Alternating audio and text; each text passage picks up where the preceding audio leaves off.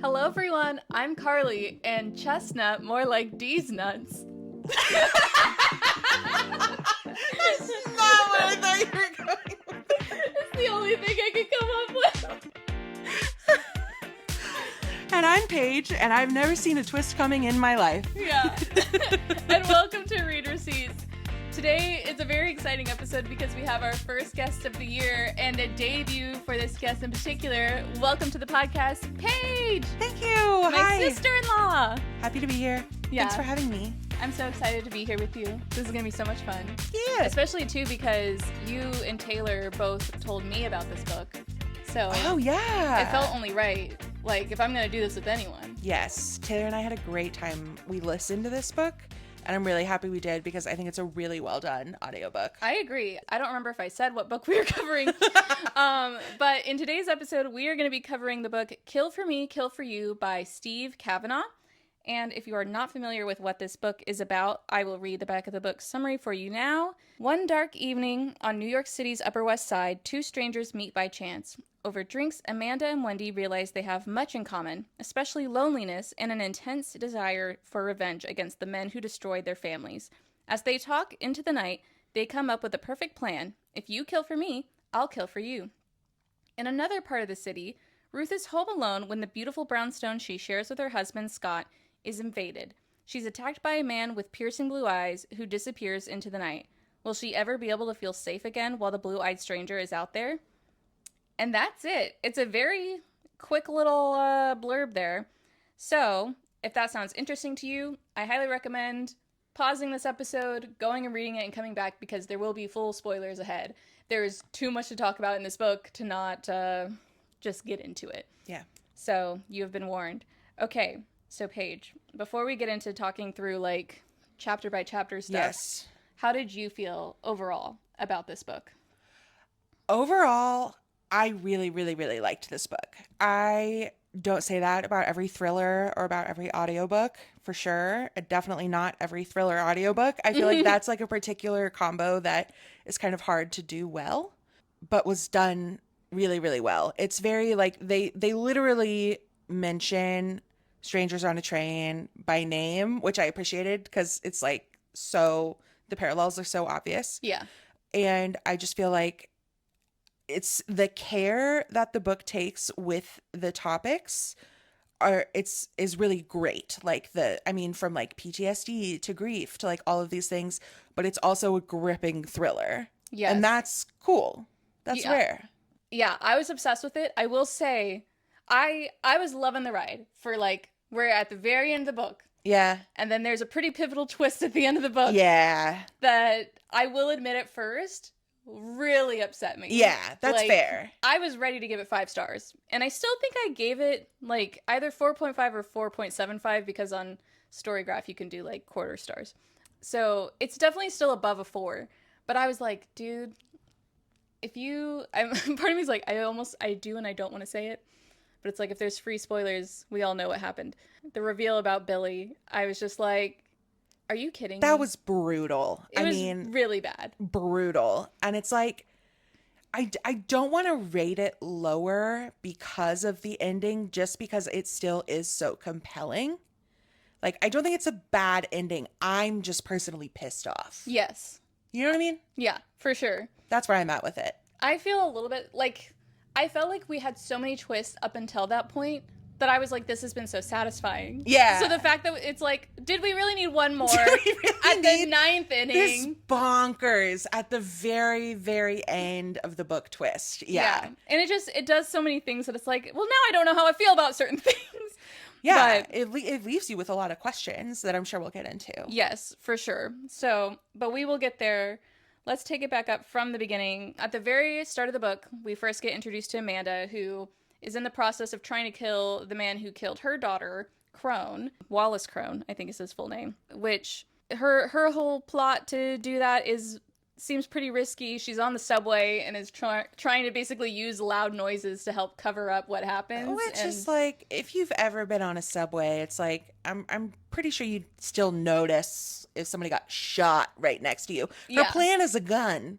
She's like cleaning it with like a like a baby bottle cleaner. You remember that part? Yeah. And I was like, okay, this is, I'm having to suspend a lot of disbelief, like right at the jump, but like, I'm glad I stuck with it because it really is worth it. But yeah, it was like, I've spent a lot of time on the subway. I lived in Boston for years, and granted, Boston is not New York City in the sense that like the subways aren't as crowded. There's not as much foot traffic. Yeah, but like it's certainly similar. Still, Yeah. like it would not work. So I'm really happy she got forwarded. Yeah, as inevitable as it would be. But yeah, her story is really sad. The fact that her child is taken and then murdered. And then on top of that, her husband feels so much guilt for, just the 1 second of like missing what happened. He then kills himself. Yeah. Which is kind of crazy. I actually was then thinking later, like, we have 2 husbands who eventually kill themselves because of guilt around whether they directly caused a murder or they feel as though they caused a murder. And there are only 2 husbands. Yeah. Zero husbands by the end of the book. Right. We're husbandless. Evelyn Hugo who could never. Well, I guess she could actually. She runs through a lot of them. Immediately very sympathetic for Amanda because it's just like, I mean, this sucks. And especially to the way that she describes, like, she clearly loved her life. Like, she felt like she was living her dream. Like, she had the husband of her dreams, the child of her dreams. And I was wondering, like, how recently this had happened, because when you get to a point later in the book where it says that she cries for the first time over it. And so it's like, this has obviously affected her more than like any words could possibly say, to lose your child and your husband. Yeah. But then it's like, she's so overcome with grief that she can't even cry about it. Yeah, until, like fully process it. Until like something happens later in the book and she kind of switches gears. Yeah. But yeah, it's devastating. It's a horrible, and this is common in thrillers, right? Where you get like this one thing that happens that's like horrible beyond belief. And in this book, it just keeps happening. Yeah. Somehow the most tragic things will happen to the same 5 people. Yes. Yeah. Yeah, I don't remember how long ago in the story it happens, but I think it is, relatively recent. Like, certainly last 5 years, but I don't think quite that far. Like, maybe a couple years at most. You're having to, like, not be super clear on the timeline throughout the whole book anyway. Yep. That's a point. Yes. A point made by the author. I did have one note from chapter 1. It only takes one mention of a baseball cap for me to assume that you are using a Joe Goldberg disguise. Yes. Because that's all it takes. And it's not the last time that we will have a Joe Goldberg level of disguise in this book. People really just think a ball cap and some sunglasses will do it. Calling it good. Yeah. So then we get introduced to our other main storyline, which involves Ruth. And she is seems like pretty wealthy, affluent woman living in New York. They own a brownstone, her and her husband. And her story basically ends up being that there is a home invasion that she nearly dies from, and she does not. But even just from her first chapter, I actually picked up so many things. I listened to chapter 2 again this morning to pick up on some other things. And there's so much that comes into play later. She talks shit about Jack and how he is a bad guy. Oh. And how it's like anything illegal he's into. And it's like, well, you're going to really need that later. That's so going to come in handy. Yeah. And truly, in the beginning, I kind of, I guess, forgot how her and Scott's relationship was in the beginning of the book, because obviously after the attack, Scott is like a tremendous husband, like championing her and trying to take care of her. But really, in the beginning, it is not a good relationship. Yeah. They are being passive aggressive to each other. Yeah. With like little things. All the time, Ruth is kind of talking shit about like, honestly, the main priority, she even says specifically, is that what she likes most about Scott is that he provides security and safety to her. Which is a theme throughout the rest of this book, is that it's all about her feeling safe and her feeling at peace. Yeah. There even is also later a point where she talks about how she chooses like not to eat and drink some wine because she wants to reach a certain sense of peace. Like, there's a common theme throughout this book that we see with Ruth where she is constantly striving for this like apex of peace, basically. Yeah. Which ends up ultimately being her downfall and leads her down the path that she takes, because you can't ever get there. Right. And it's hard because it's like her circumstances are making her feel unsafe after the attack. For sure. And so it's like she's searching for safety that doesn't exist, but it looks like before the attack even, she was already doing this. Right, like she was kind of predisposed, basically. Yeah, this so was the that's- worst thing that could happen to her. Right. Horrible combo. Yeah, I couldn't help but think about, in reference to this, it did make me think about OCD in the sense of, like, oftentimes people engaging in compulsions to try and, like, satiate an anxiety. They're like just right. Yes. Yeah. And you never fully getting to it, which is why exposure therapy helps, because Yeah. ultimately you're never gonna, you know, engaging in compulsions isn't ever going to fix it, which I don't know if she necessarily has OCD. We never exactly saw anything like that, but it's just something that it made me think of. That's like, I don't know. It seems like, girl, maybe you had... Maybe there was something there already. There's something there. I mean, she also is 39, has 0 friends. Oh, she was 39. I was going to ask you that Yeah. too. Okay. Yeah, at the start of the Wow. book, she is 39 years old and mentions, I'm light in the friends department. Damn. It's like, girl, really? There's more to life, Ruth. Yeah, she just seems like her priorities are so confusing. Yeah. And then she gets attacked Yes. and like barely calls 911. Yeah. And the only reason he's run off, right, is because like a neighbor, like there was an emergency vehicle responding for a neighbor. Yes. So he freaked out and left. Yeah. There was, okay, I went down a real rabbit hole with a certain plot hole that I found. It's not even exactly a plot hole. It's more like, throughout this book, you will at times be thinking a lot about, like, well, when is this happening in the real world? Yeah. Because we later find out that these two storylines between Amanda and Ruth are not happening at the same time, despite certain things making you think that it is. Which, I will say, the author does a really good job of tying all that stuff up. I literally read the book twice because I was like, surely I will find Easter eggs. And it's like, no. He does a really good job of, like... That shit's on lock. It's on lock. But there was one thing that I just went down such a rabbit hole, because basically on the night of the attack, Ruth goes home, or she's at home, and she mentions seeing the like twin beams of light, which is supposed to be a memorial for 9/11. Oh. And I was like, oh, okay, so this, and then I'm like looking into this memorial, and later she mentions that the attack happens on September 14th. Right. And I was like, how long does this memorial, is this like a year-round thing that these beams of light happen? But no, it only happens on 9/11. So I was going insane in my mind and was like, how is this and I was like, was there a time where at the beginning of like this memorial that they had it for longer? But no, it was always only on 9/11. But I went down a big rabbit hole being like, sir, this was an easy thing. Why?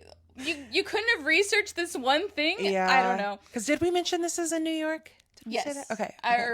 Yeah, I think we did mention it's in New York, which again makes a lot of sense because it's such a vast and like populous area that like everyone's kind of able to hide in plain sight basically throughout this book. But yeah, so Ruth gets attacked. At one point, I had a random note just being like, I guess she said something about toxic masculinity, and I couldn't help but be like, was this a phrase during the Bush term? I feel like it was. That's I feel crazy. like it was. I was not aware of Probably it. amongst like feminist scholars though. Like I guess don't know if so. it was in the zeitgeist. Yeah, I would have been too young to know. I have no idea. But I was just like, that's crazy. I didn't realize it. Another character that we get kind of introduced to that exists in both timelines are Farrow and Hernandez, the detectives that are involved in both cases, which again is a reason why I think the timelines seem so consistent, because there's even a time where, because we get a lot of POV switches, so we get a time where it's from Farrow's perspective, and they even talk about Crone during Ruth's timeline. Yeah. But it's referring to his first murder. Well done. Yeah. So they did a good job. Sorry, just to go back to, so we end up finding out that Ruth's timeline takes place in 2007.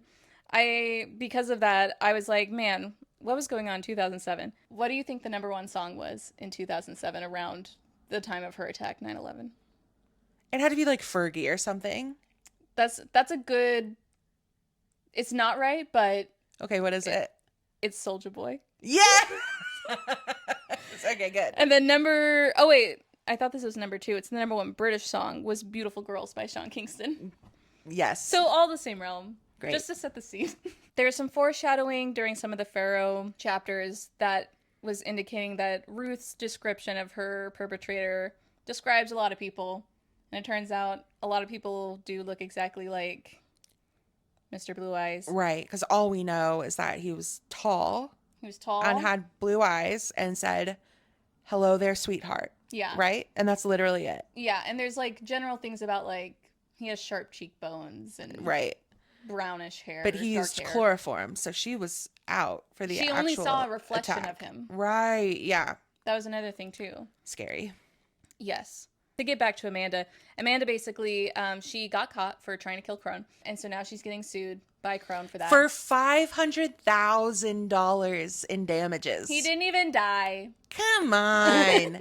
This is a rich man. Yeah, you do not need $500,000. Who is only not in jail because of his daddy. Being rich. And he is suing this woman whose family is dead for $500,000. Pissed me off. Yeah. Like, get it together. Just get a restraining. I guess he did get a restraining order. He did get a protective order, but it's like, did she really cause you that much harm by being in your space when she wasn't supposed to be? Like, I'm not saying that anybody should ever violate a protective order. I am just saying in this particular scenario, like, sure, she meant to hurt him, but she never did. Yeah. And he didn't and is know about the plot. $500,000 really gonna... Right.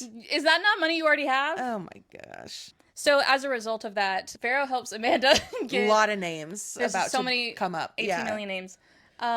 Gets her like improves her sentence or her punishment, and she just has to go to like group therapy basically. Yeah. And this is where Amanda then meets Wendy, aka Naomi, aka Ruth, in the future. In the future. You don't know that yet. You don't know that yet though. Which, fun fact, it's easy to think in retrospect, like, well, how long was Ruth in this group? Right. Basically. And I think I remember now at the end of the book, she says that she had only been in that group for like a week or two before meeting Amanda. Well, how serendipitous. Yep. Because she's there to like scout out people for this plot that she has, right? Which we'll get into. Yeah. But like, I was like, how is it that she just so happened to run into like the person most ripe in the world for like actually undergoing this plot for her? If she was only there for a week, that's just really lucky. Yeah, honestly, and she talks about later like her specifically looking out for people that want to take revenge. And I'm just like, I'm not sure what you saw in Amanda to like confirm that for you. I don't know. I'm not exactly sure how she picks up on these things to then make them her targets. But I don't know. I think that them going out to the bar together is probably what really cleared that up for her. Yeah, and probably. It was just like they just so happened to both end up together that night, because I'm pretty sure Wendy says something in the group that's like along the lines of like, screw your forgiveness, like it's not going to do anything to bring anyone back to like somebody else in the group. Oh. And Amanda's like, yeah, that's how I feel. Like, yeah. I'm not here. Like, somebody in the group had lost someone in 9/11, right? Mm-hmm. And it's like when the guy in charge of the group was like leading them into a discussion about forgiveness, Wendy was like, yeah, right. Yeah. And I think that's where Amanda piqued her interest. Yeah. And then they go to the bar together. Okay. Yeah, that probably is it. Like, even if she didn't say something, Amanda probably... I think Amanda followed her. Oh, yeah. To the bar. Yeah, she saw her there and approached her. Yeah. So that's her line. Is that your move? Talks about fuck forgiveness and just see who comes to her. Ridiculous. Yeah. So anyway, as a result of that, they end up talking. They reveal their true names to each other, I think. Yeah, they like take out their IDs because they're at a bar and they're like, "Are you gonna let me look?" And it's like kind of flirty, honestly. Yeah. Yeah, it's like, wait, what's happening here? And then the wild part to me is that like post bar, and this was another place where I had to suspend some disbelief, was that Amanda actually went to Wendy/Naomi's place and stayed the night, which I'm like, call an Uber. Like, what are you doing crashing on this woman's couch? Yeah, honestly. She's obviously full of rage. You just met her. Yeah. Honestly. What? They must have felt really good about their conversations. They must have just like really hit it off, because that is I'm like, that's some shit I would have done in like college. It's been like, oh, we just met. That's okay. We're best friends now. Can I stay the night? Great. Yeah. That is not something I would do now that I have like a fully developed frontal lobe. Yeah. Yeah.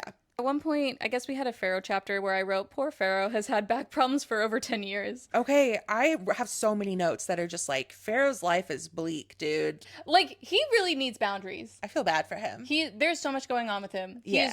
He is too invested. I understand that has got to be a hard job. Sure. To, like, not be invested, but it's like, my guy, you are living your life burning the candle at both ends. You're doing it wrong. You got to take care of yourself. Yeah, you can't keep doing this. Yeah. There's like later on Thanksgiving, and it's like, Pharaoh was alone. He was in pain. Yes, he goes home to eat like a TV dinner. Yes. It's just like, duh. Come on. Poor guy. And there's also a chapter in there about Ruth just having emotions. In a Ruth chapter, like not when she's Wendy/Naomi. Mm-hmm. And it's her like ruminating on the date of like how she can't handle it any September 14th afterwards, like in the years to come. Yeah. And that's where I was like, okay, the PTSD portrayal is actually super well done, because I feel like it's done with a lot of care, but it's also like she's allowed to be a complicated character, you know, like she's not good or bad really.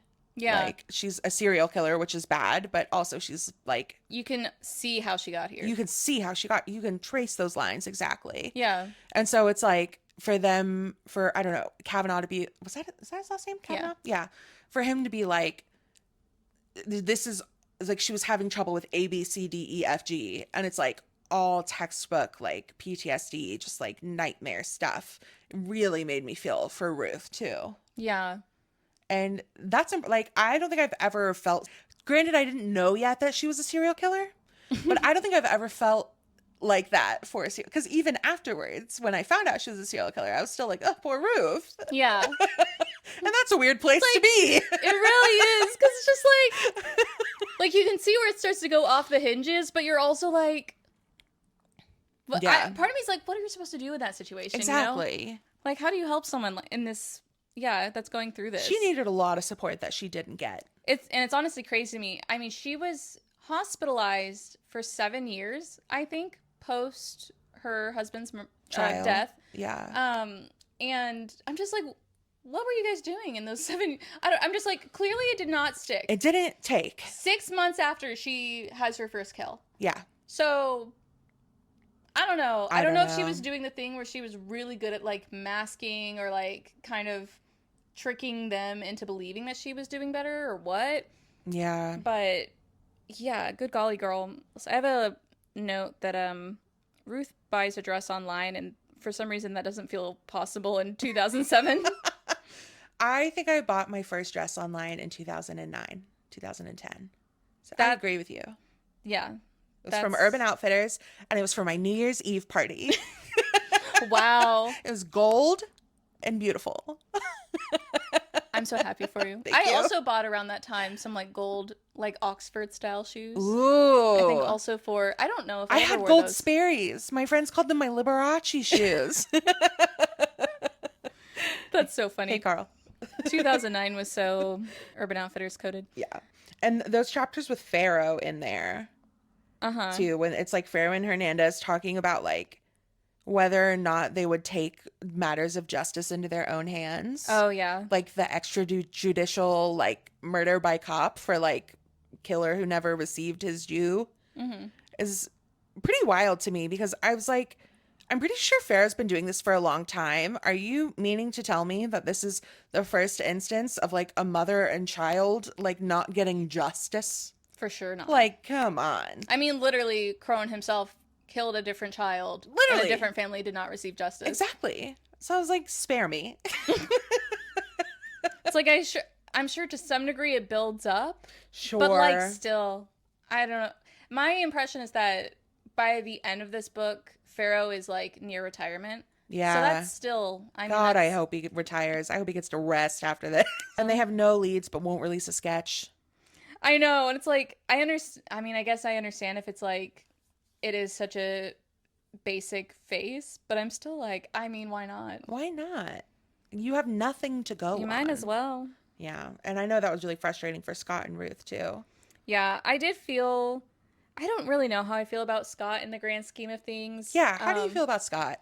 He's kind of a good guy in some ways. Because he did genuinely care about his job when he used to work as, like, a prosecutor. Yeah. Like, he seemed to really care about bringing people to justice and finding that for people.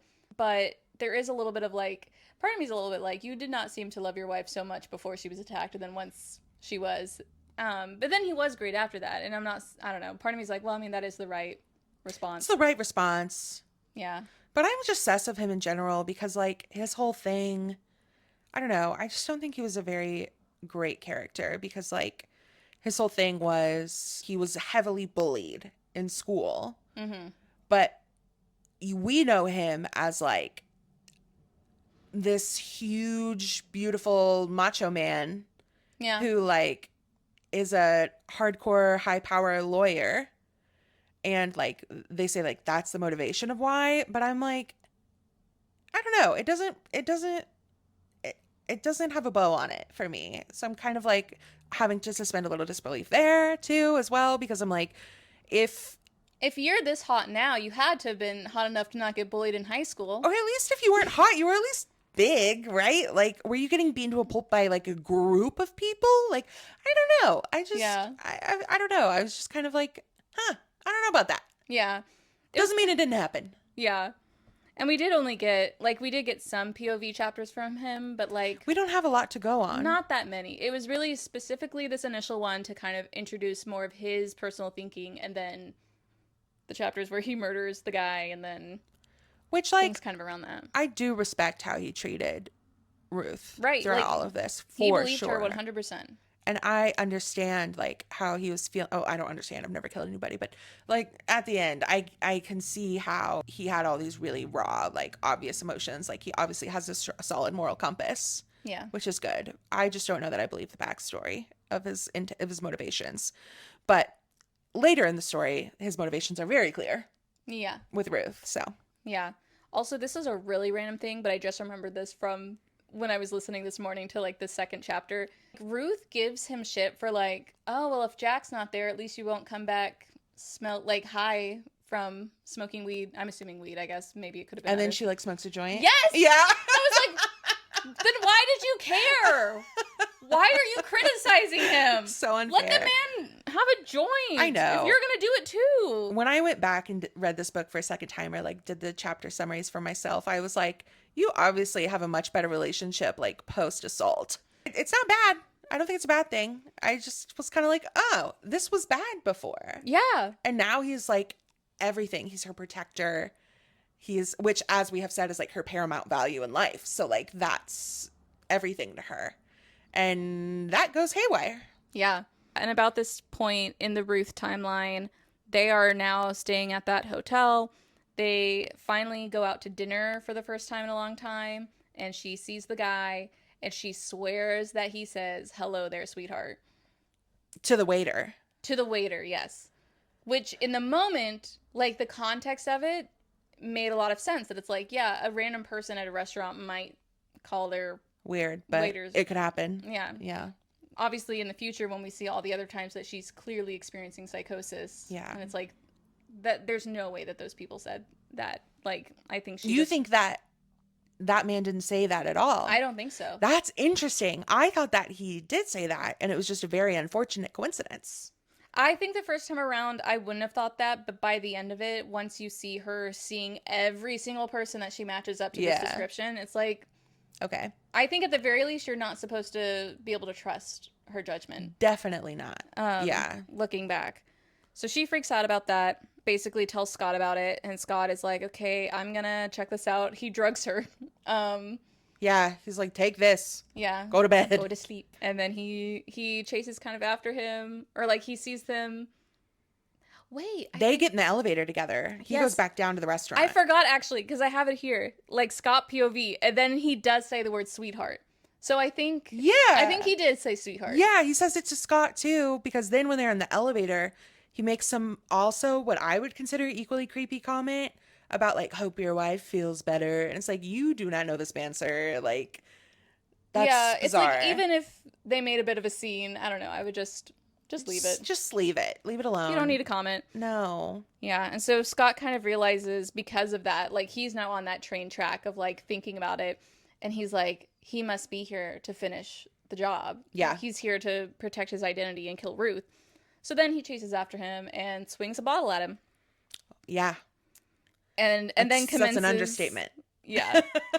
And literally by the end of it, they like get into a fight and he stabs him in the face. Like repeatedly, right? Like that's kind of the gist I got, was that like that's how he ended up actually dying, was he was being stabbed in the face over and over again with a broken wine bottle, which I can't think of many things worse than that. So very brutal. And there's some big stuff happening at the same time in the other timelines. Yes, because in the other timeline at this point, Naomi and Amanda reveal their full identities to each other. They're talking about this plan to kill for each other. And so they're putting all that into... They're talking about it, but from Amanda's perspective, it's like, okay, we have a plan. Right. But we have not said, okay, this is when we're going to do it. Right. Naomi surprises her by just going ahead and doing it on her own, calling her up the next day, and it's like, hey, guess what? I did it. I killed Crone. Yeah. And so then she's like, not only did I do that, but now you have to murder for me tonight. Yeah. Because the cops are going to find Crone's body and they're going to be all over you. Yeah. Thinking you did it. And so you won't have a window to go murder Quinn. Yeah. So you have to do it right now, which is like so sus. It's literally the human version of like a phishing email where it's like, sense of urgency, open my link. Honestly. Sense of urgency, kill my guy. It's like, if anybody is asking you for a massive favor right now, you should be wary. Yeah. And if it's that favor is murder, maybe, I don't know, do some double checking, which I guess she kind of does. Yeah. But it's all a little too late. It's all a little too late. Yeah. Yeah. Cause she ends up going through with the plan that Naomi sets out for her. The guy that they're targeting, Frank Quinn, hides a phone in his shed, calls that phone. He comes out to go check on it. And then she's supposed to kind of come up and kill him from behind. She gets all the way up to that point. And then is like, cold feet. Yeah, I don't think I can do this. And then he turns around and she tries to be like, I'm sorry, this is a misunderstanding. But unfortunately, Frank Quinn is actually a bad man and tries to strangle her to death. And literally, he said, like, he's strangling her and says, go to sleep. So unnerving. I was like, oh, so this man is evil. Yes. I was like, he's for sure killed. Right? Who fucking says that? He enjoys it. Yeah. Like, what? Yeah, especially to do it with your hands. With your bare hands. I don't know. I'm just like... I hated it. Yeah. So that was where, in my mind, when I was reading it, I was like, well, yeah, he's a murderer. Yeah. Clearly. And then she, like, finagles a screwdriver out of her pocket, right? Yes. And she, like, gets him in the arm. That's how she gets him off. And then she does the big final axe. Yes. To the chest. Yes. Oh, my God. I thought it was so crazy when later on we find out that he didn't immediately die. Yeah. How? I'm like, how? Axe to the chest. There's nothing that thing couldn't have hit. Like, what? Yeah. Yeah, that was wild. She also, in the whole process of this, bangs her knee, which is like a problem for her. Big problem. She's limping. She's limping and people are noticing. And then as she's leaving is when she sees the black Escalade. Yes. And I think that Billy, who was in the black Escalade too, like, she makes it to the subway station and he, I think, chases after her for a little bit. For a while, but she loses him. She gets back home and she takes that bubble bath where she's like contemplating legality versus morality. And it's like, ma'am, you just murdered someone. Yeah. It's too late. It's too late. Also, so there's a pretty poignant moment where at the same time that this is post, Scott has killed Patrick Travers. Yes. Hotel man. Yes. He kind of freaks out about it and is like, shit. He comes to Ruth and is like, we need to go. And so they head out. They're kind of taking their crazy path. And at the same time, Amanda makes it to Grand Central Station as well. And so there's a point where I think it's Amanda's POV first, where she is going up an escalator and sees a couple going down. And there's a woman with chestnut hair. Chestnut hair. And what else did I say? Soft chestnut hair, wide, fearful eyes. The woman looked back at her and then looked away. And so obviously when you're reading that from the other POV, you're like, that's Ruth. That has to be Ruth. Well, because it's like Amanda in that moment like takes comfort in the fear in this woman's eyes. She's like, I'm not alone, which is weird. But in that moment, you're like, oh, yeah, for sure, Ruth, for sure. And then later it's like, oh, no, that was just some lady. Yeah. Can even also, I was going to write down a description from Ruth's POV because there is mention that Ruth also notices a woman as she's going down the escalator. There wasn't a whole lot of like specific description. It's just that there was a woman. But yeah, I mean, I think as the reader, when you're reading that, that's like confirming like this is where the timelines are meeting. Because also at this point, this is like almost the halfway point in the book.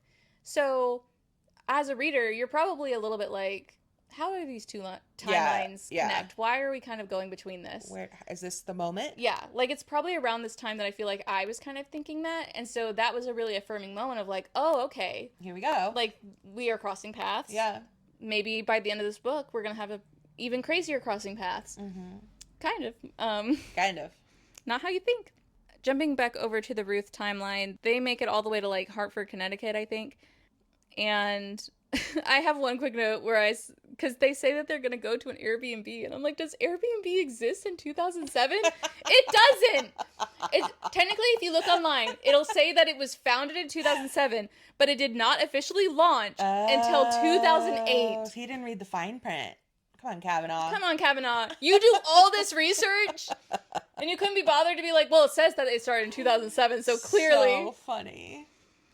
So that was a definitive hole. The other, I'm still a little bit like, look, I'm not a New Yorker. Maybe they have the beams up for a couple days and I just don't know about it. Maybe. Even though I can't find record of it online.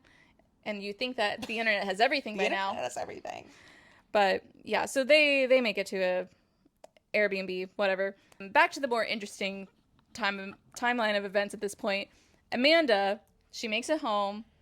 She takes that bath. Yeah, she takes that bath. And then I don't even know exactly what maybe she tries to call Naomi to be like, okay, I did it. Or I kind of did it. And everything.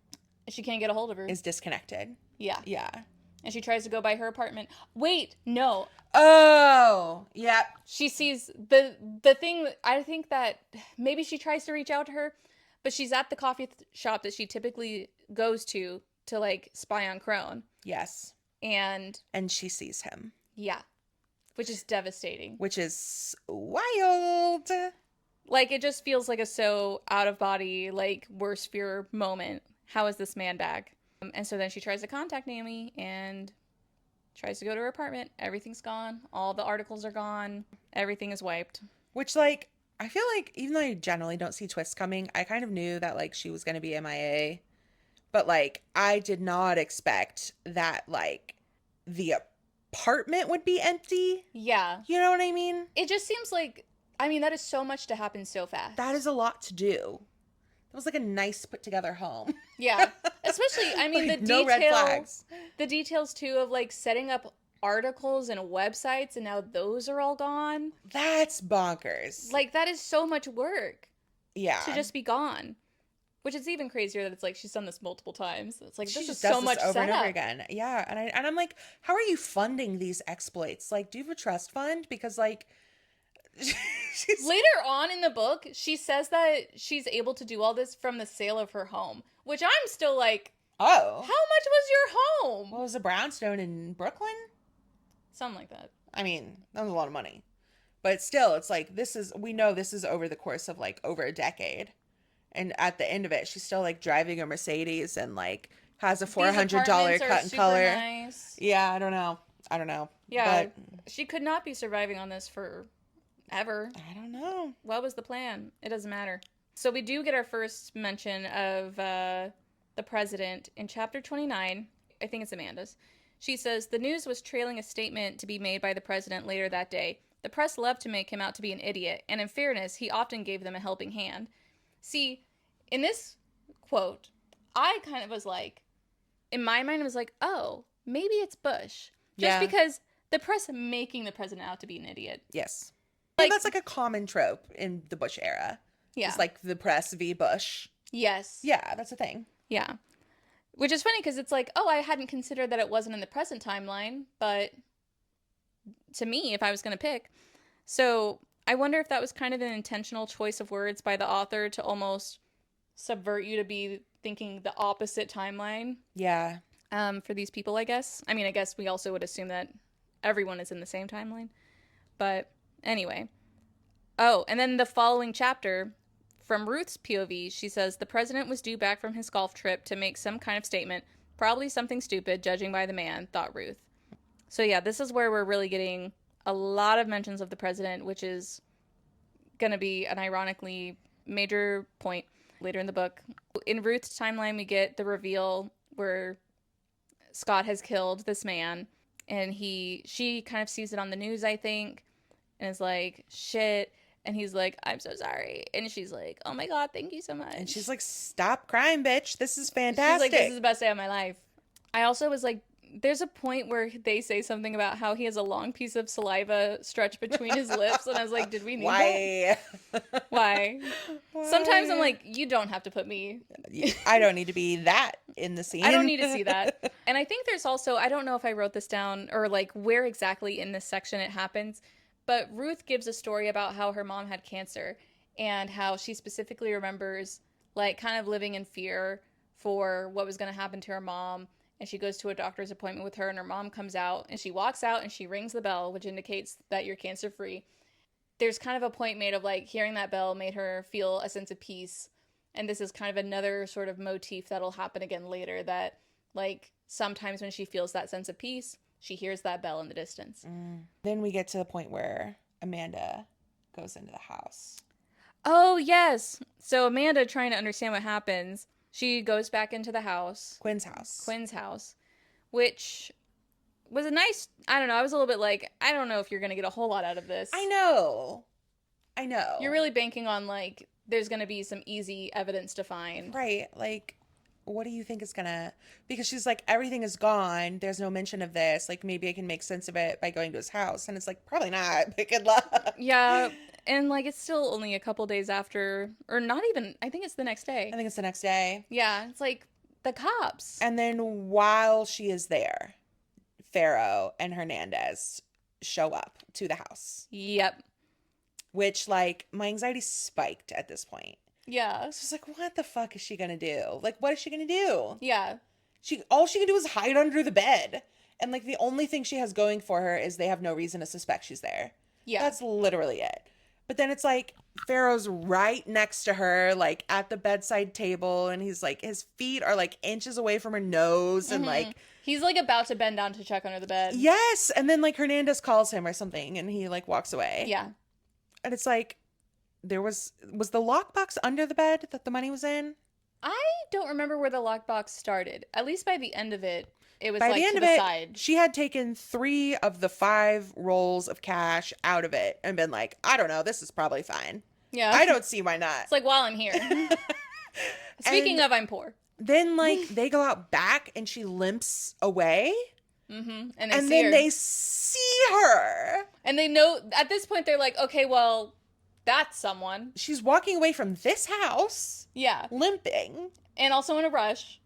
And so it's like the only thing they know is that there is a woman involved in this, and she's limping. Right. These are our 2 facts that we have. And so this is where Black Escalade Man, Billy, swoops up to save the day because Hernandez is literally pursuing Amanda on foot and she's about to catch up because Hernandez is not limping. And she just like barely makes it into the Escalade and they drive away and they barely don't get his license plate number. Yeah. Just like, you're fucking lucky. So lucky. And accurately, Pharaoh notices, I don't think she knew that car. Like, she hesitated to get in. Yeah. They're catching on very easily to what's going on. That's when we go back to Ruth, and she sees that the man Scott killed was in Hawaii at the time of her attack on, like, a tour with... Yeah, I don't... Yeah, there was a whole thing about, like, oh, there's connections to the mob, and, like, speaking of, this is them at the mob's private island. Right. And the date is September 14th. Yeah. And it all just comes, like, crashing down on her that, like, this wasn't Mr. Blue Eyes. Yeah. They've killed an innocent man. Yeah, crashing down on Scott Tooth. That, like... Really crashing down on Scott. He was, like, feeling bad about it, but at least there was a little bit, like, but this was the man that tried to hurt my wife. And this scene is excruciating. He's like punching cabinets, like breaking knuckles, like vomiting in the sink, screaming. Like, it's bad. Yeah, like this is worst case scenario. You killed I mean, was he exactly a good guy? I don't know, but you didn't need to kill him. And then we get a chapter with Amanda going to the diner with Billy. It's jarring. I felt like we were doing a good job, though, of like pretty high suspense things are happening. Because I think that, too, when we get introduced to Billy, he is like, I think we're looking for the same woman. So it's like, what's happening? Yeah, that's true. That's true. So it is very much, it's hard because it's like, no, I don't want to leave. But it's okay. I like where this is going. So we get to hear, I think, from Billy, which this is where, I had been starting to take a lot of notes because we know who Billy is by the end of this. And so I'm taking a lot of notes about, like, what do we see about him? Amanda notes that he wears a pinky ring. I thought that was weird. I was like, is this supposed to make me think that I'm wearing a pinky ring? And I feel safe. I didn't do that on purpose. Hold on, I'm wearing a ring. There you go. But twins. Same. But yeah, I don't know why there was a part of me that's like, is that supposed to make me feel better? Right. Is this something intentional by Billy that it's like, hey, I'm a cool guy? It's the equivalent of like Birkenstocks. Like just something so non-threatening. Yeah. Yeah. It's like, look at me, I'm just like you.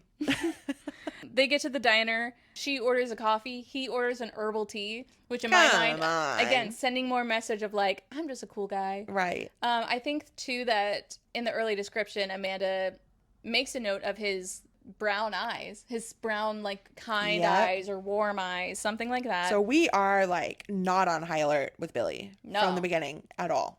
Yeah. He's just some dude. He describes exactly what happened to him, sort of, to Amanda.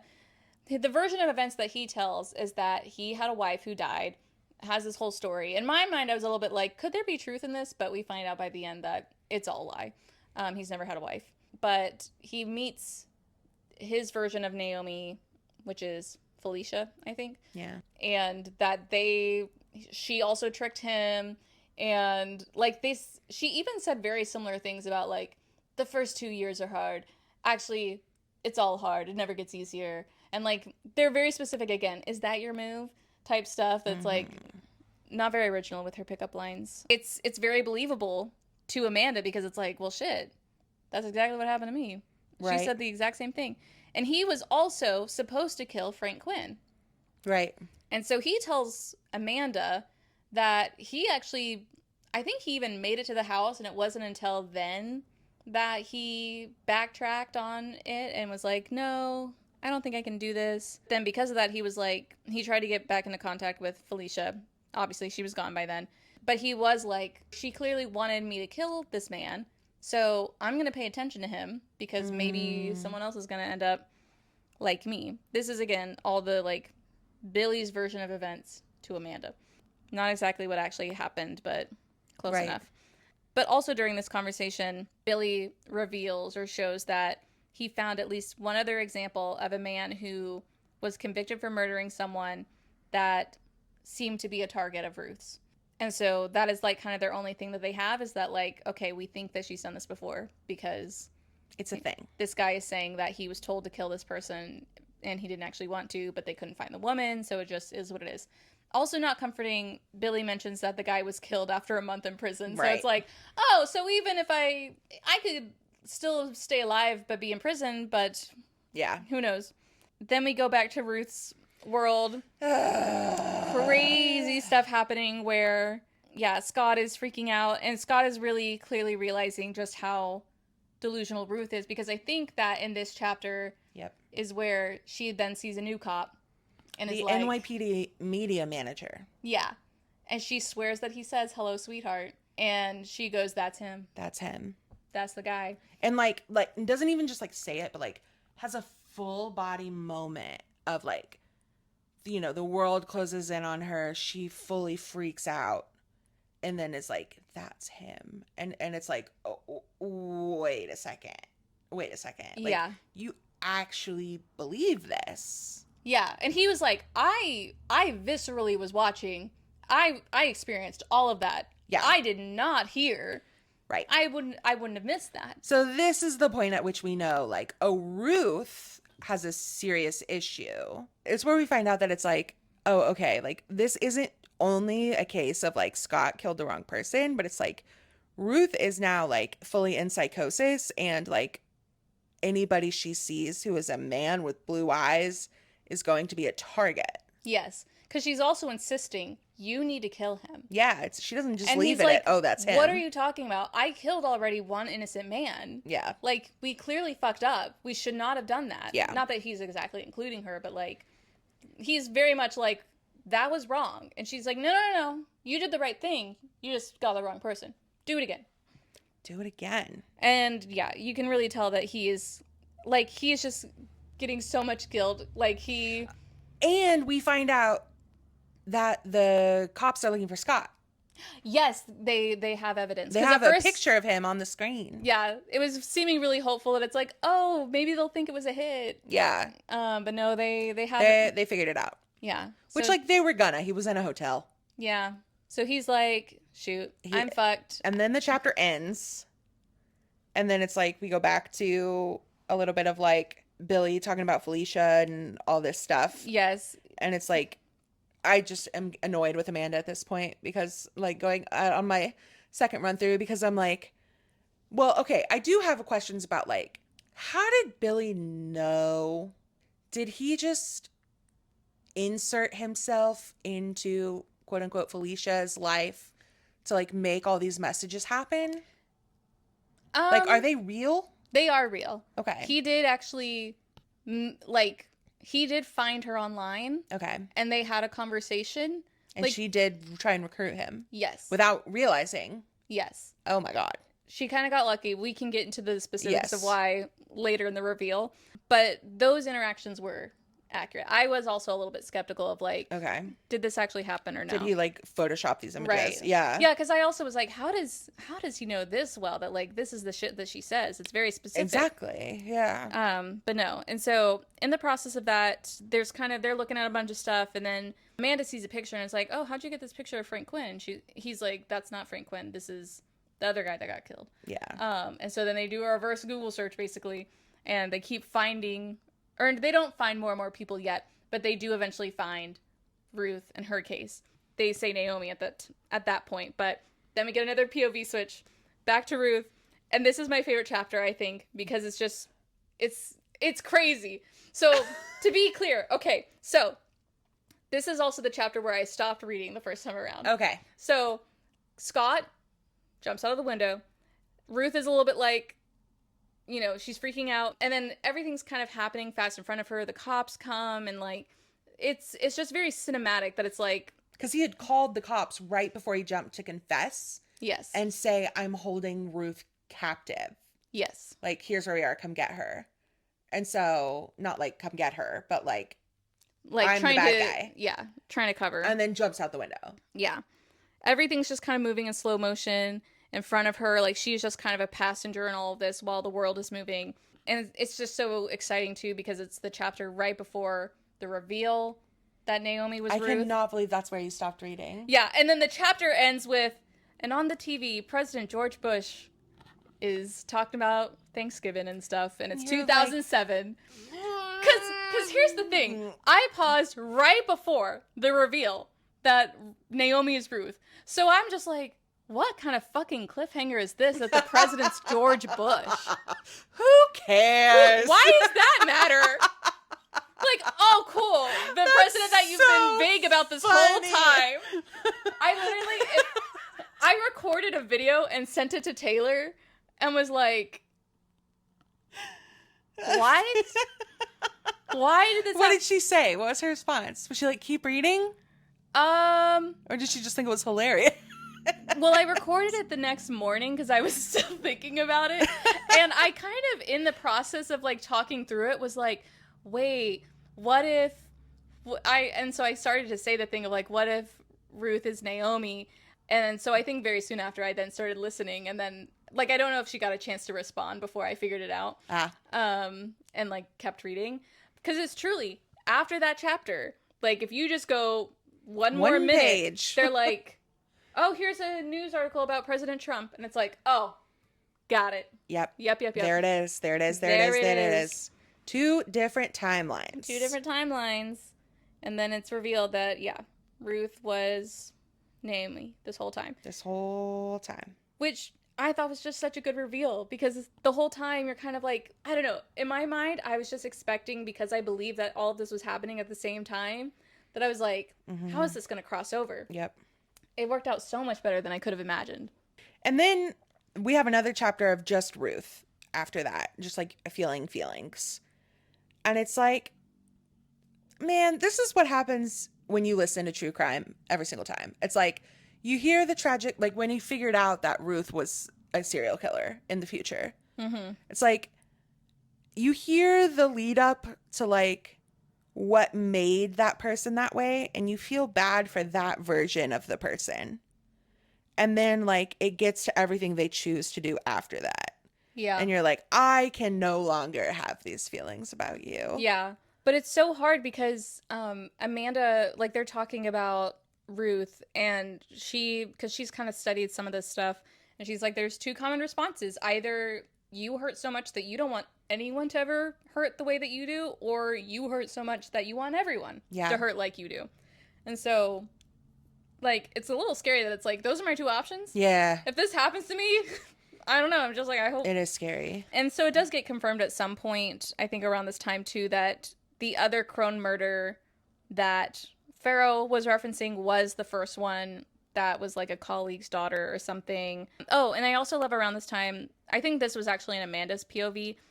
She says something specific about like, once she realizes who Ruth is and that, you know, she's been here for a while, she said they could have crossed paths so many times. They could have passed each other on an escalator, or perhaps not. Perhaps they never crossed paths at all. It's like, yeah, okay, I see. I get it. Women can just have chestnut hair. It doesn't mean anything. Just some lady with chestnut hair. Yeah. It ain't Ruth. In the modern era with Ruth, we do get another mention of her hearing the bell sound, because at this point she believes that Frank Quinn is dead, or at least he's going to be. Like, there's no way he's going to survive this. She mentions that she did do EMDR, but yeah, in her 7 years after Scott was found dead, or after Scott died by suicide, she went to trial for the murder, and they found her not guilty by reason of temporary insanity, and she went to the hospital for 7 years, right? Yes. Okay, and so that's probably where she did all the EMDR and everything. Yeah. But she's like driving around in her Mercedes. She did her $400 haircut and color. I'm just like, why are we even talking about this? But okay. Yeah. Just to show she's got money. Smoking a cigarette. Yep. We do get one quick Farrow POV where it mentions that they found Amanda's DNA. Yeah. It's like Farrow's waiting on the DNA to come back, and he's like talking to Hernandez, and then it does come back, and it's Amanda's DNA. Yeah, they're like, no. Because at one point I was like, well, maybe it's not. Because Farrow's like rooting for Amanda. Yes. Hardcore. He is super advocating. And now it's like he had taken on the Quinn case from the 2 guys who were working it because it was keeping him up at night, because he was like, there's got to be a connection. And then the connection is Amanda. Yeah. And he's like, oh. Yeah. So he starts his like lackluster attempt to locate her. Yeah. Just casually. Hey, Just Amanda. gonna give her a phone call, I'm see at if your she house. turns herself in. Yeah. Can you open the door for me? At this point, Amanda and Billy kind of split. She goes back home, and she continues to do some research, and she finds out that there are way more victims. Yeah. Than just like the 2, including Quinn, that they found. She sees that Dan Puccini, the guy that Ruth saw on TV, was like the first one. And there are several victims after, and it's increasing with speed every time. So she really is. It's so interesting because it's like she's a serial killer, but in a very by proxy way. Right. She's like using other people to be a serial killer. Yeah, but it's effectively the exact same process. She's just not the one doing it. Right at that same time that she like finds out she's a serial killer, we go to Ruth, and it's Ruth like deciding on a new person to kill. Yes. Oh, yes. The family that she sees in the elevator is a woman with chestnut hair. I don't know. I just thought that was kind of funny. She thinks that she hears the entire family say, hello, sweetheart. Like, the kids, too. Just like, Yikes. I don't know. There's a little bit of like, really? Your logical brain couldn't have at least been like, well, that couldn't have been possible. Psychosis is psychosis, I guess, because that's wild. Yeah. I also love because the little girl's like staring at her, and the mom's kind of like, don't look at her. I just love the idea that the whole family's kind of creeped out and is like, yeah, get away from this lady.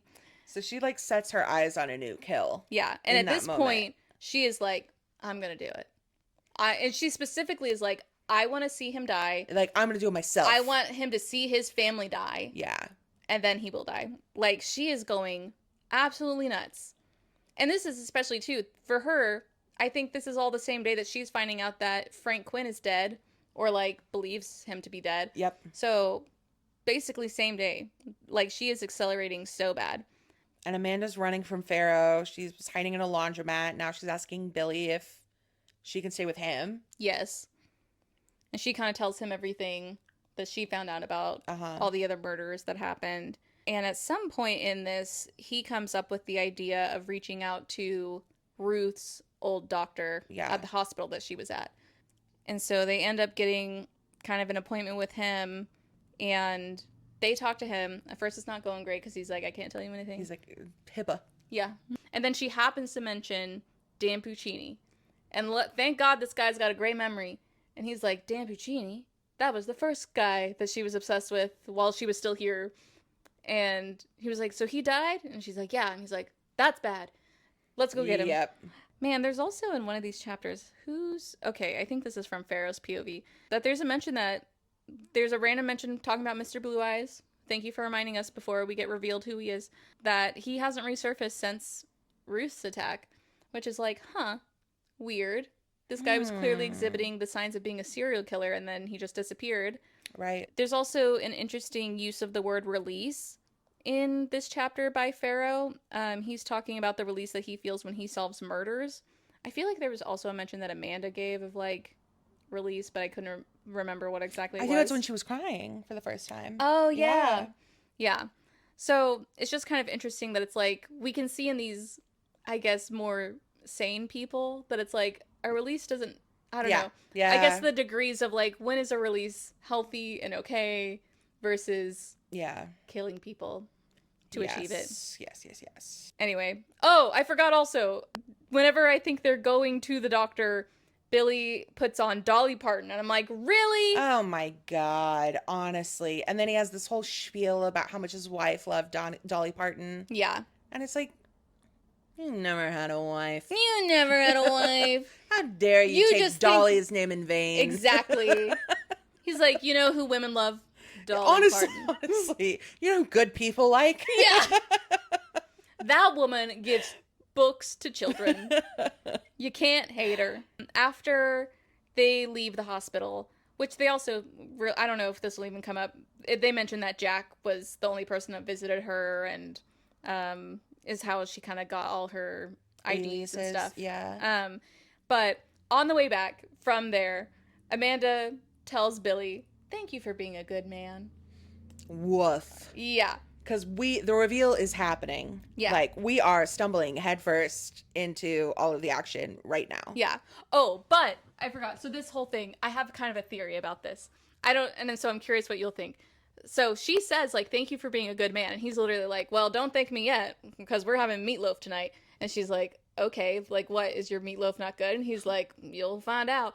And so that happens. Like, a couple other things happen in the chapter. I think that, like, Jack calls them, and that whole thing happens. So they're outside after getting off of the payphone. He looks around. He's like, I'm going to show you some mercy tonight. Let's go get a slice while we wait, and we'll rain check the meatloaf. Do you think meatloaf was code for killing her? Because she compliments him and says, thank you for being a good man. Oh my God. Was he planning on killing Amanda? I can't, because honestly, it's like, how is he not? Like, what if he thinks at this point, like, I've gotten what I needed from you. Now let me get a fix. He's about to, like, wrap everything up with the other storyline. Yeah. Like, he's so, imagining... like, it's time to get back into it. Yeah. I could totally see that. I kind of, because, like, let me show you mercy tonight. I don't know. Yeah, There's really pretty pointed. It's not like anything exactly it's not like we come back to that, but there's something about the wording of like, well, don't call me a good guy just yet. We're gonna have meatloaf tonight. Yeah, that's a weird thing to say. Like, yeah, and meatloaf, obviously. Right. I don't grind a person up. I mean, that's definitely the first place my head went. Yeah. So I don't know, but looking back, I think that could have been what that was. I think after that too, while they're waiting, Amanda tells him the story. He asks for what the story was with her daughter and her husband, and she tells him, and they talk about Crone, and he's like, they'll get him someday, Amanda. Men like that never change. And then he gets cut off. So again, a little confirmation there of like, look, I know. Men like that never change. They never change. Trust I didn't. me. Yeah. Damn. And then Ruth just starts going for it. Yeah. Ruth's at the hotel. Scott's voice is in her head. Like, don't do it. Yes. I literally, because she's kind of practicing some EMDR, like, kind of coping mechanisms. Try and, like, calm herself down because she's hearing, like, the chains on the box in her head moving. And so part of me was almost like, whenever she hears Scott's voice and then she's like, I put a towel over the box and now I can't hear it. I'm like, is Mr. Blue Eyes even in this box or is it Scott? Honestly. Like, what have you been... We're doing the wrong thing here. here. You put away the wrong thing. Yeah. You put away the thing that keeps you human Listen to Scott. Yeah. Yeah. So Scott's like a martyr at this point. Truly. Yeah. She also mentions that she never met any of her accomplices from the online groups, but she didn't trust them as much as her in-person ones. So we're getting a little more insight into what her process was with picking these people. Another Joe Goldberg disguise enters the chat. She puts on a baseball cap and sunglasses to take in this fruit basket. That'll do it. But straight up, I was like, oh my gosh, she's already killing this man. It's like, I was like, did Ruth just kill this doorman? Truly, because she is hitting him until he is bleeding. Bad. And then she strangles him. Bad. I was like, well, that's it for that guy. And then Billy goes up when Amanda and Billy get there. It's like everybody's sort of getting there once, but not really. Like first is Ruth, and then it's Amanda and Billy. Yeah, and we get a little time hop back to see that they actually saw her getting in her car. Right. Yeah. And then Billy goes up, and Amanda stays with the doorman, and it's like, no. Yeah, it's all scary. Also very convenient that Ruth is not a fan of the type of escalators or elevators that they have in this hotel, so she takes the stairs, which gives Billy enough time to take an elevator up and get there at the same time. And then Farrah and Hernandez get there. Yep. Farrah's like, hey, Amanda. I've been looking for you. Fancy seeing you here, fugitive. Yeah. Yeah.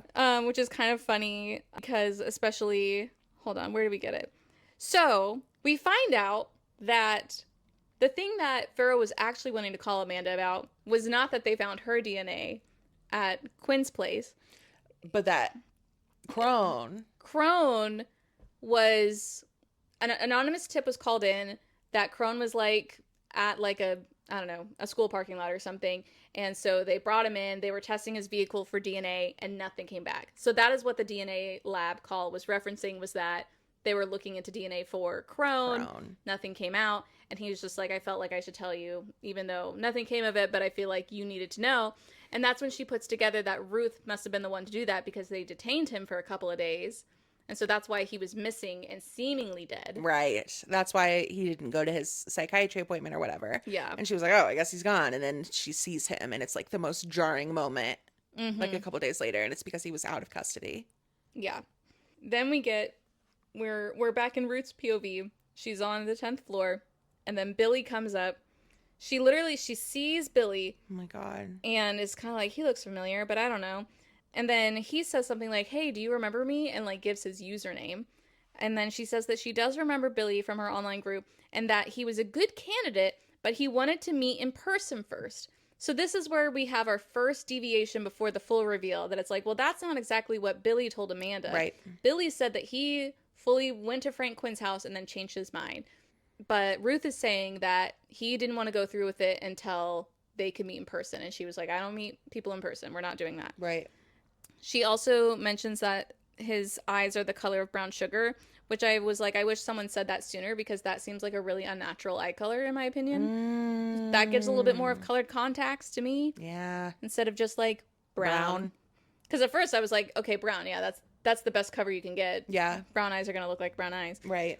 He takes out his contacts. Oh my Which, God. especially too, the idea of just taking out your contacts is like, it's just that easy. It's that fucking simple. Like, oh, I just had contacts in the whole time. It was me.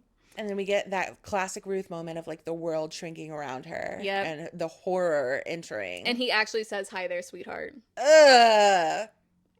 Yeah. And he mentions that he did continue killing after Ruth. He just moved away. And he said that it sucked and it made it harder because he wasn't as familiar with his surroundings. And then he kind of caught wind that Ruth was hunting him because he was seeing, I don't know exactly how he saw, but he saw from the beginning these murders happening, Dan Puccini dying and all these other people. And he's like, these all look like me. He's is clearly tracking her. Yeah. The whole time. Yes. She's not crazy. Yeah, that was, oh my God, I forgot that I wrote that down. At one point, like, she says something, like, the paranoia is coming back, and it's like, I feel so bad because, like, you shouldn't be paranoid that someone's coming after you, but also... But it's happening. But it is happening. He is coming after you. You kind of caused it because you were killing people that look like him.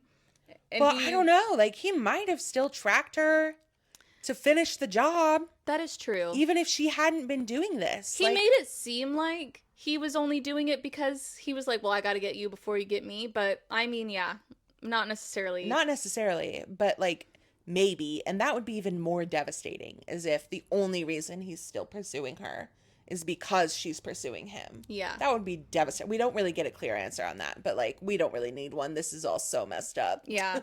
And then he says something about how he realized at some point that she was killing for pleasure. I don't remember how he picked up on it, but... Yep. But it's accurate. Yep. I just feel so bad because she's having the exact same reaction. You start to hear a commotion. People are coming up. They're getting there. He puts in contacts like it's nothing. Just pops them back in. Which I can't imagine. I can do it. Yeah. We've literally had... I literally was like, motherfucker. I could never. I have called Paige. We have FaceTimed for help with Carly getting contacts in her eyeballs. And I got one in. And then I couldn't get the other one. Because after the first one, it's like, well, surely I can get the other one. Goodbye. And then no. I'm stuck with glasses forever. That's okay. I can't do it. But Mr. Blue Eyes, on the other hand, is kind of like me. He's been doing this his whole life. He's a pro. Fucking asshole. He just left it on the tip of his finger to pop right back in for that whole conversation. I think that's what I hate about him the most, actually. Honestly, diabolical. Yeah. And then so fucked up that when everyone gets there, you know, the doctor's there and is like, Ruth, blah, blah, blah, blah. And she's like, it's him. It's him. It's him. And he's like, it's just like you said, Billy. She's exhibiting the exact same paranoid symptoms as before. And it's like, no! And then he sedates her. Yeah. It's like... she's not doing anything. She doesn't even have the gun at this point. No, I think he took it. The gun had gone off. It had gone off, but she didn't have it. She didn't have it. But I guess they don't know what other... And they're like, oh, we gotta be careful. Like, she's the one who came here to kill. She's the one who's been killing.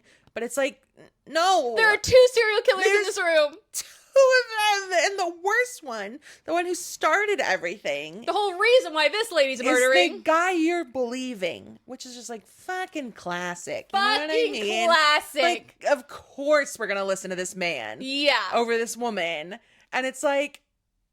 Sure, we don't necessarily have any reason to not believe Billy, but it's like she loses all credibility, period, in that moment. And it's so unfair. Yeah. It's so unfair. It like hurts your guts to have gotten this far with Ruth and then to end on this note. And because this is the end. Yeah.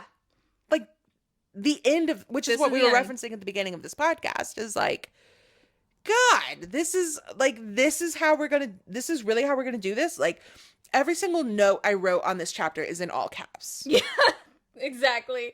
It's excruciating. Yeah, it is so upsetting. And this is truly where I was like, we have gone too far. I wanted Ruth to be captured. I didn't want her to see her attempted killer and then him get a satisfying end and her come down. And then she goes back. Like, she pays a price. Institutionalized again. And he doesn't. Yeah. Exactly. It's so frustrating. It's bad. Yeah. And it's all because of these freaking contacts. Come on. Colored contacts? Come on. I've never seen colored contacts that I believed in. Are you kidding me? I know. Because especially in 2018 or whatever this was. It's like, we weren't doing a good job of that. Brown sugar eyes. In my mind, if I'm looking at brown sugar eyes, I'm seeing Edward Cullen's eyes. Totally. Like, that's an ambery, weird color. There's a sparkle in there that's unnatural. Yeah. Yeah. Like, come on. Nonsense. What are you going to do? Accuse him of... I don't know. Just stupid. Stupid. Anyway, so we get to our last chapter, which takes place 2 months later. It's in Amanda's POV, and good news for Amanda. She has a job now. Working in art, too, which is nice because she originally was an artist. But she's with Pharaoh, and they're talking. He gets her, like, a coffee or something, and is like, so, we got a DNA match back from Frank Quinn's. It's weird. It popped up with yours. Do you know anything about that? And she's like, I don't know this man. And he's like, yeah, it's just kind of weird because I noticed he had a limp. Ooh. And we knew that our suspect had a limp. So. Clumsy me. Yeah, I just slipped on some ice. Yeah. Oopsies. And then he's like, well, Quinn was a money launderer for the mob, He was a bad guy. Yeah. So you could say that he had deserved what he got, which is a little crazy. Which is a little wild, but this is where his vigilante justice does come into play, and I'm kind of like, okay, he's kind of putting his money where his mouth is, so I'll take it, I guess. Yeah. He's like, I'm just gonna let this one go. And you're like okay. And you find out that Crone was tortured and killed. Yes. So Amanda's really coming out on top. She has a great day. Yeah. Hey, you're not getting convicted of murder, and the guy that you wanted dead is dead. Yep. And he literally suffers the exact same fate that her daughter did. Yeah. He was tortured, stripped naked, and thrown in a dumpster, just like her daughter was. And then they get back in Pharaoh's car, and he puts in a Dolly Parton CD. Oh, yes, because I forgot that was another thing. When Crone died, he was like, just checking. What were you doing the night of when Crone died? Yeah. She was like, oh, I was at a Dolly Parton concert. Yeah. A friend got me tickets. Convenient. They're still in contact, and in fact, she does get a letter from Billy. Yes. She literally has it. She just happened to not open it. They put in the Dolly Parton CD. The song that's playing is It's All Wrong, But It's All Right. Woof. What a choice. Woof. And so I wrote down what Billy wrote in the letter. He says, I never had a wife, never mind one that was murdered. It is my hope that you might forgive me. I already knew Ruth's real identity before I even met you, but I didn't want to draw attention to myself. I needed a buffer between me and the police, and a person that Dr. Marin, the doctor, would trust. It was better that I had someone with me for the ride. I would like for you to burn this letter if you don't mind after reading it. I want you to know that before Crone died, he admitted to killing your little girl. I thought you deserved that closure. It's unlikely we'll meet again. Good luck and enjoy the rest of your life, sweetheart. Kiss. And she goes to the beach. She takes Sparkles, her daughter's unicorn. Yeah, the stuffed animal. And the letter, and she burns them both. It's just like, goddamn. Oh, one more. There was a mention of the sun slitting through a chestnut tree. And for a moment they were bathed in golden sunlight, which is really funny because there's a moment that when Ruth is talking about like the feeling of relief that she gets whenever a kill happens, she talks about how she feels like she's in golden hour. Yeah. And literally that's described as golden happening. hour, and it's like Ruth only wishes. And only for Amanda. Yeah. That's how the book ends. Exhausting. It really is exhausting. Riveting. Exhausting. It's just so like, well, it is what it is. It is what it is. A lot of people got justice. A lot of people did, and Ruth really did not, and neither did Mr. Blue Eyes. Yeah. Yeah. Neither did Scott. Neither did Scott. Poor Scott, dude. I mean, everything about this book is like, you kind of just have to take it for what it is. Yeah. It's so emotional, and it's so like kind of absurd that there are points where you like want to bargain with it. It's like, yes. You're like, well, what if instead? Yeah. What if we didn't at the last second make Billy Mr. Blue Eyes. We just didn't do that. But it happened. Cavanagh did it. We read it. And now we're doing a podcast about it. Yeah. So. Yeah, truly very impressive book. I haven't seen anything else. Like, I couldn't tell you another Steve Cavanagh book, but...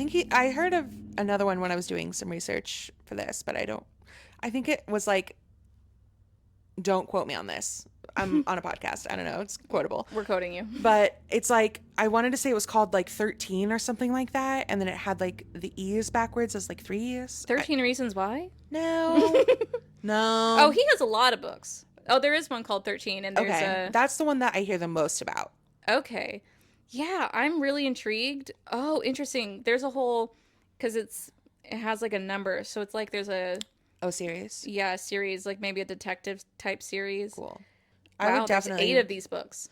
Wow. I would definitely be willing to read some more Steve Cavanagh. It's just so impressive that it's like, if you did that, I trust you.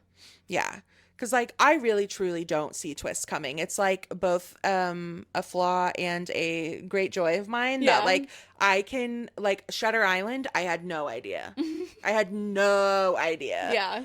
And, like, I kind of prefer it that way because it's, like, more enjoyable to actually, like, instead of, like, fighting with the content, to be like, I'm going to figure it out. It's nice to me, personally, don't come for me, to be like, well, I could just, like, let it happen and see where it goes. You know? Like, I prefer to consume media that way. And even Taylor, who is not that way at all. Yeah. Overactive brain. Was still just like, oh my God.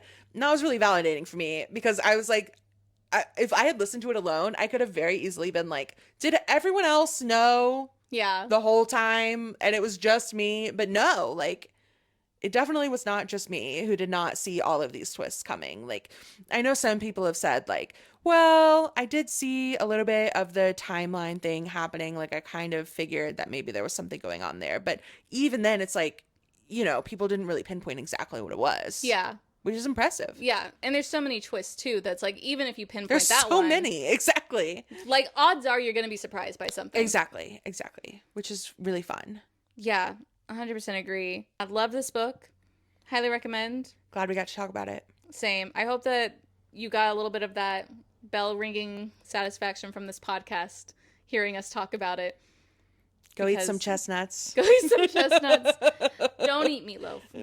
Don't eat the meatloaf. Skip the meatloaf. Get some pizza. Get a slice. For the next book that we are covering on the book club episodes, we're going to be talking about Enchantra, which is the sequel to Phantasma, which we covered at the beginning of this year. So I would recommend reading Phantasma if you want to know about Enchantra. So you got 2 books to read if you haven't already. But odds are maybe you have read Phantasma. So that'll come out in about a month or so, as soon as I can get it out. Paige, what do you think you're going to read next? Ooh, well, I'm recovering from a hip replacement right now. Yeah, this is a new and improved Paige. This is me laid up on the couch for a couple more weeks. So, I have a couple things I've really been wanting to read, and I've started 2 books in the period, like, recently that I have decided I didn't want to finish. Oh. 2 of them, which, like, never really happened. Like, it happens sometimes, but never, like, 2 in a row. Yeah, that's really unlucky. And I didn't think they were, like, bad books. I think I'm just in a very particular mode of, like, surgery recovery right now, where I was like, I didn't want something that was, like, kind of horror genre, which is what I started. And I got into it and I was like, ooh, I'm uncomfy. I don't want to do this. Yeah. So now I think I'm going to start Remarkably Bright Creatures. Oh, okay. And I feel pretty good about that, but I need something on the positive side. Comfier side. Yeah, I like a woman befriending an octopus, you know? Yeah. That sounds good to me. That sounds great, yeah. That's what I'm going to do. Maybe you should read some romance. Maybe. I don't usually do that, but I could. Yeah. Now's a good time. I have recommendations. All right. But yeah. All right. Well, thank you all for... Oh, I wish I recorded... I don't have my outro because my computer wasn't working. But you roughly know the things that I normally say. Maybe I'll add a little recording afterwards with what I normally say at the end. But thank you to Paige for joining me in this episode. Everyone say thank you, Paige. And thank you all for listening. We will see you in the next episode. And like this episode, comment on this episode, leave a review, follow us on Instagram, and gosh, I think we're on something else. And give Carly a hug when you see her. Give me a hug. I love hugs. I love physical touch. Wait, don't come near me. Yeah, wait, it depends. Give me a virtual hug by liking whatever There this we is. go. Yeah, thank you. All right, we'll see you next time. Bye. Bye.